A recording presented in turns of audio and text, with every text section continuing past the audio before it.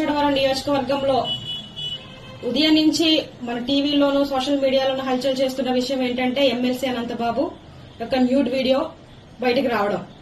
నిజంగా ఈ రోజు ఈ విషయాన్ని చెప్పుకోవాలంటేనే చాలా సిగ్గుపడాల్సినటువంటి పరిస్థితి. ఎందుకంటే నియోజకవర్గంలో ఇలాంటి పరిస్థితులు కూడా చోటు చేసుకుంటాయా, ఇలాంటి వారు కూడా ఉన్నారా అని ఈ రోజు చాలా మంది ఫోన్ చేసి చాలా రకాలుగా మాట్లాడడం అడగడం కూడా జరుగుతూ ఉంది.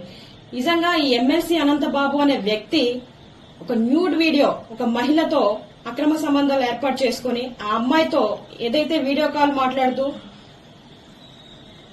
తను ఏదైతే ప్రవర్తించాడో అది పొద్దున్న లేసి మేము టీవీలో చూసాము, చాలా మంది కూడా చెప్పారు. ఇది చాలా సిగ్గుపడినటువంటి విషయమనే చెప్పాలి.